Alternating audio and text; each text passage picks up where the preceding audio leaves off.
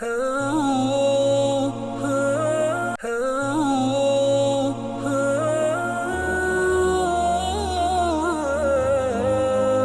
ஹுத்பா புனித மஸ்ஜிது Nabawi Medina முனவராவுடைய ஹுத்பாவை ஹத்தீப் Khalid அல் முஹன்னா ஹஃபிதஹுல்லாஹ் நிகழ்த்தியிருந்தார்கள். ஹுத்பாவின் தலைப்பு திக்ரின் மூலமாக மன அமைதி பெறும், உள்ளத்துக்கு நிம்மதி கிடைக்கும் என்பதாகும். அல்லாஹ்வை புகழ்ந்து ஸல்லல்லாஹு அலைஹி வஸல்லம் அவர்கள் மீது ஸலவாத்து ஸலாம் சொல்லி தக்வாவை வலியுறுத்தியதன் பின்பு அல்லாஹ்வுடைய அடியார்கள் அல்லாஹ்வை திக்ர் செய்வது இபாதத்துக்கள் மிக சிறந்ததாகவும் மிக அடிப்படையான ஒரு இபாதத்தாகவும் இருக்கிறது. அதனால்தான் அல்லாஹ்வுடைய கடமைகள் கூட கடமையாக்கப்பட்டிருக்கின்றன திக்ரை அடிப்படையாக கொண்டு. அல்லாஹ் குர்ஆனில் சொல்கிறான், சூரா தாஹா 14 வசனம், நான் தான் இறைவன், என்னை தவிர வேறு இறைவன் கிடையாது, என்னை வணங்குங்கள், தொழுங்கள், என்னை திக்ர் செய்வதற்காக வேண்டி. நபி ஸல்லல்லாஹு அலைஹி வஸல்லம் அவர்கள் சொன்ன தவாஃபை பற்றி சொல்கிற போது சொன்னார்கள், தவாஃப் ஏன் அல்லாஹ் கடமையாக்கி இருக்கிறான், சஃபா மர்வாவுக்கு இடையிலே தொங்கோட்டம் ஓடுவது ஏன் கடமையாக்கப்பட்டுள்ளன, அந்த ஜபராத் என்று சொல்லக்கூடிய அந்த ஷைத்தான் இருந்த அந்த இடத்துக்கு கல்லறிவதை அல்லாஹ் ஏன் எங்களுக்கு கடமையாக்கி இருக்கிறான். இவைகள் அனைத்துமே அல்லாஹ்வுடைய பெயரை உலகத்திலே மேலோங்க செய்ய வேண்டும், திக்ர் செய்ய வேண்டும் என்பதற்காகத்தான். உள்ளத்தால் அல்லாஹ்வை நினைத்து அல்லாஹ்வை கண்ணியப்படுத்துவதற்காக, அல்லாஹ்வின் அன்பை வெளிப்படுத்துவதற்காக, பயத்தை வெளிப்படுத்துவதற்காக, நாவினால் செய்யக்கூடிய அந்த திக்ருக்காகத்தான் அல்லாஹ் இவ்வாறான கடமைகளை அல்லாஹ் கடமையாக ஆக்கியிருக்கிறான். உள்ளத்தால் அல்லாஹ்வை நினைக்க வேண்டும், உடம்பால் அல்லாஹ்வுக்கு கட்டுப்படக்கூடிய நல்ல அமல்களை செய்ய வேண்டும், அல்லாஹ்வுடைய பொருத்தத்தை தேட வேண்டும். இதனால் தான் அல்லாஹ்வுடைய திக்ர் எல்லாவற்றை விட பெரியது என்று அல்லாஹ் குர்ஆனிலே சொல்கிறான். சூரா அல் அன்கபூத் 45வது வசனம், வலதிக்ருல்லாஹி அக்பர், அல்லாஹ்வுடைய திக்ர் மிக பெரியதாகும். எனவே அல்லாஹ்வுடைய திக்ருடைய முக்கியத்துவம் சம்பந்தமாக குர்ஆன் ஹதீஸுடைய நிறைய ஆதாரங்கள் இருக்கின்றன. திக்ரி மூலமாக உள்ளத்துக்கு உயிர் கிடைக்கும், உள்ளத்துக்கு சந்தோஷம் கிடைக்கும், உள்ளத்துக்கு சக்தி கிடைக்கும். உள்ளத்துடைய உணவு திக்ராகும். உயிருடைய ரூஹ் என்ற எங்களுடைய ஆன்மாவின் வாழ்வே திக்ரிலே தான் தங்கியிருக்கிறது. திக்ர் என்பது ஈமானின் அடையாளமாகும். ஈமான் என்பது நாவினால் பேசுவதும், உள்ளத்தால் அல்லாஹ்வை ஏற்பதும், உடம்பால் செயல்படுத்துவதும். எனவே இதுதான் திக்ர். இந்த திக்ர் இவைகளை அடையாளப்படுத்தக்கூடியதாக, வெளிப்படுத்தக்கூடியதாக, ஆதாரமாக அமைகிறது. இதனால் தான் அந்த திக்ர் என்ற குர்ஆனிலும் ஹதீஸிலும் சொல்லப்பட்ட திக்ர் என்ற வார்த்தைக்கு மிகப்பெரிய ஆழமான அர்த்தம் உள்ளன. அது நாவினால் செய்வதையும் உள்ளடக்கும், உள்ளத்தால் அல்லாஹ்வை நினைப்பதையும் உள்ளடக்கும், உடம்பால் செய்வதையும் அது உள்ளடக்கக்கூடியதாக இருக்கிறது. உள்ளத்தால் அல்லாஹ்வை திக்ர் செய்வது என்றால் என்ன? குர்ஆனை ஓதுவது, தொழுகையிலே, தொழுகைக்கு வெளியால். நபி ஸல்லல்லாஹு அலைஹி வஸல்லம் அவர்கள் ஓதிய காலை மாலை திக்ர்களை செய்வது, தொழுகையில், தொழுகைக்கு வெளியால். அதேபோல் நபி ஸல்லல்லாஹு அலைஹி வஸல்லம் அவர்கள் கற்றுத்தந்த திக்ர்களை, துஆக்களை ஓதுவது, இது நாவினால் செய்யக்கூடிய திக்ராகும். எனவே ஒரு அடியான் தஸ்பீஹ் செய்வது, அல்லாஹ்வை தஹ்மீத், அல்லாஹ்வை புகழ்வது, தக்பீர் சொல்வது, லா இலாஹ இல்லல்லாஹ் என்று சொல்வது, துஆக்கள், இஸ்திக்ஃபார் அனைத்துமே நாவினால் செய்யக்கூடிய திக்ராக கருதப்படுகின்றன. திக்ர் செய்யக்கூடியவர்களுக்கு அல்லாஹ் ஆண்களுக்கும் பெண்களுக்கும் பல்வேறுபட்ட கூலிகளை, அல்லாஹ் வெகுமதிகளை, நன்மைகளை, பாவ மன்னிப்புகளை அல்லாஹ் வைத்திருக்கிறான். அவர்களுக்கு உதவி செய்வதாகவும் அவர்களை பாதுகாப்பதாகவும் அல்லாஹ் வாக்களித்திருக்கிறான். திக்ரை அதிகமாக செய்வதன் மூலமாக பாவங்கள் அழிவதாக அல்லாஹ் குர்ஆனிலே குறிப்பிட்டிருக்கிறான். நன்மைகள் அதிகரிப்பதாக அல்லாஹு தஆலா சொல்லியிருக்கிறான். உண்மையிலே ரசூல்மார்களுக்கெல்லாம் தலைவர் முஹம்மது ஸல்லல்லாஹு அலைஹி வஸல்லம் அவருடைய நாவு எப்போதும் திக்ரிலே திளைக்கக்கூடியதாகவே இருந்தது. நபி ஸல்லல்லாஹு அலைஹி வஸல்லம் அவர்கள் எப்போதும் திக்ர் செய்யக்கூடியவராக இருப்பார்கள். அது திக்ருடைய முக்கியத்துவத்தை எடுத்துக்காட்டக்கூடிய ஒரு அம்சமாக இருக்குது. ஆயிஷா சித்தீகா ரலியல்லாஹு அன்ஹா அவர்கள் சொல்கிறார்கள், நபி ஸல்லல்லாஹு அலைஹி வஸல்லம் அவர்களுக்கு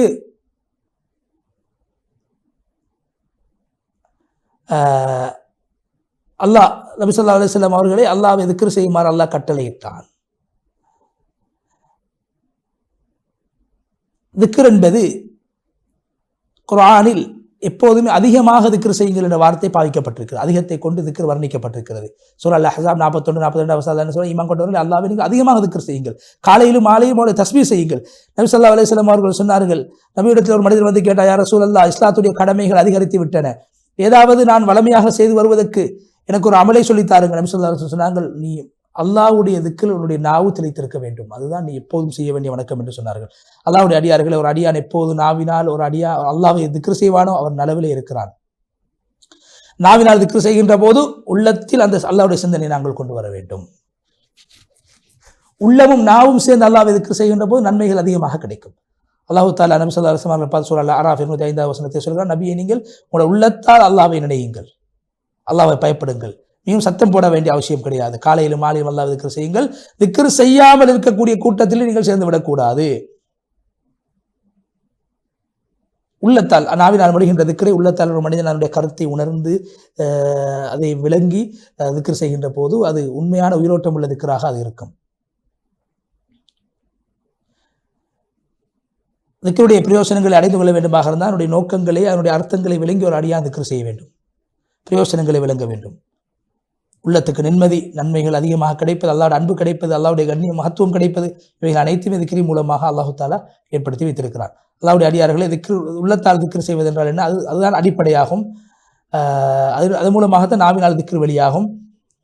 உள்ளத்தால் திக்ரு செய்யக்கூடிய பாக்கியமற்றவர்கள் உண்மையிலே அவர்கள் அபாக்கியசாலிகள். அல்லாஹ் குர்ஆனிலே சொல்கிறான், சூரா அல் கஹ்ஃப் 28வது வசனத்தில், நபியே, யாரு எங்களுடைய திக்ரை விட்டும் தூரமாக இருக்கிறார்களோ அப்படியானவர்களோடு நீங்கள் சேர வேண்டாம், மனோயிச்சையை பின்பற்றக்கூடியவர்களோடு நீங்கள் சேர வேண்டாம். திக்ர் இல்லாதவர்கள் மனோயிச்சையை பின்பற்றக்கூடியவர்கள், வரம்பு மீறக்கூடியவர்கள் என்று அல்லாஹு தஆலா குர்ஆனிலே சொல்கின்றான். எனவே உள்ளத்தால் செய்யக்கூடிய திக்ர் என்ன? ஒரு மனிதனுக்கு அல்லாஹ்வினால் வழங்கப்பட்ட சிறிய பெரிய பாக்கியங்கள் அனைத்தும், புதிய பழைய பாக்கியங்கள் அனைத்தும் அல்லாஹ்வினால் வழங்கப்பட்டது என்று உள்ளத்தால் உணர்வதாகும். அல்லாஹ் குர்ஆனிலே சொல்கிறான், ஈமான் கொண்டவர்கள் அல்லாஹ் உங்களுக்கு மீது செய்திருக்கக்கூடிய உபகாரங்களை, நிஅமத்துக்களை நீங்கள் திக்ர் செய்யுங்கள், ஞாபகம் செய்யுங்கள். சூரா அல் அஹ்ஸாப் 9வது வசனம்.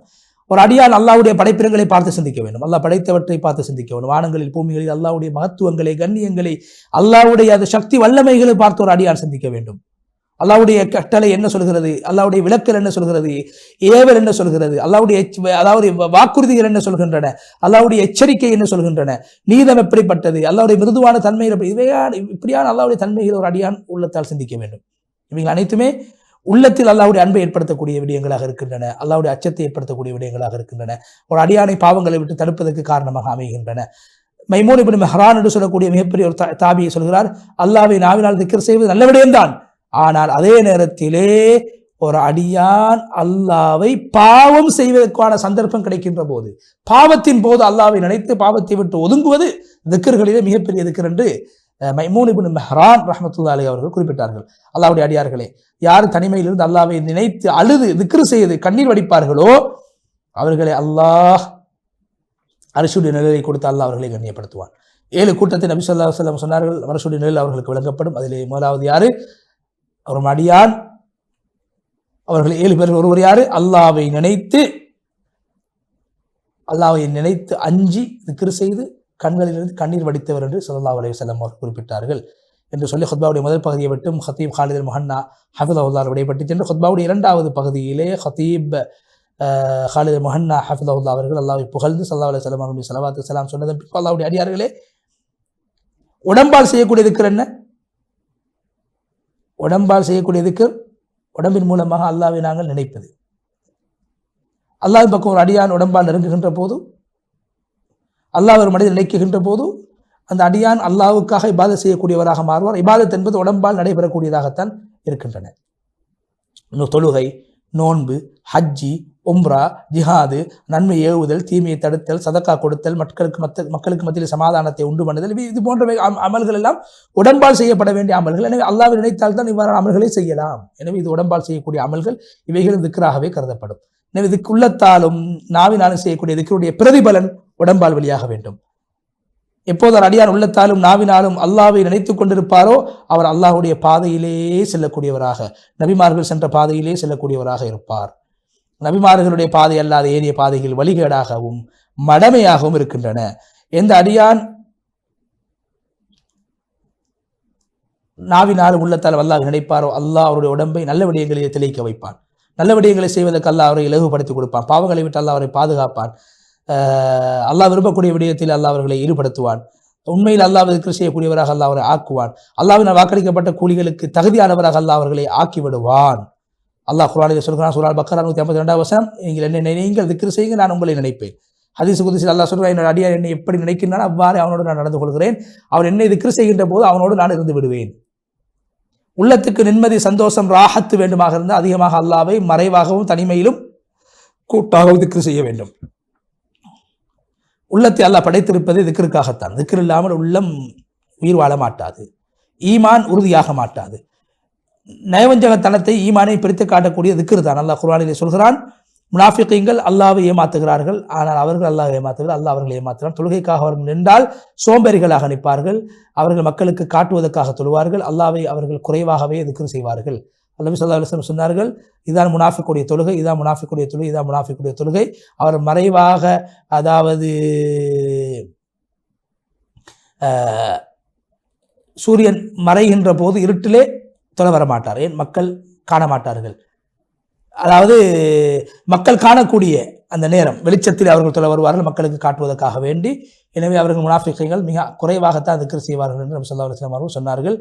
அந்த அடிப்படையில் அல்லாஹ்வுடைய இறுதியாக முன்னால் சொல்லப்பட்டதை போன்று மக்கா மதீனாவிலே ஹுத்பாக்கள் சுருக்கப்பட்டதற்கான காரணம் மக்களுடைய சல நெரிசலை கருத்தில் கொண்டு, அதே போன்று வெப்பநிலை அதிகரித்திருக்கக்கூடிய காரணத்தினாலும் மக்களுக்கு இலகுபடுத்த வேண்டும் என்பதற்காக தான் ஹுத்பாக்களும் தொழுகைகளும் சுருக்கப்பட்டன என்ற தகவலை ஹதீப் அவர்கள் சொல்லி ஒரு துவாவை செய்து முழுமையாக புனித மதீனா முனவ்வராவுடைய ஹுத்பாவை விட்டும் ஹதீப் காலித் அல் முஹன்னா ஹஃபிதஹுல்லாஹ் அவர்கள் விடைபெற்று சென்றார். அடுத்ததாக நேயர்களுக்கு நாங்கள் புனித மஸ்ஜிதுல் அக்ஸாவுடைய ஹுத்பாவை மொழிபெயர்க்க இருக்கின்றோம். அதற்கு முன்னால் ஒரு இடைவேளை.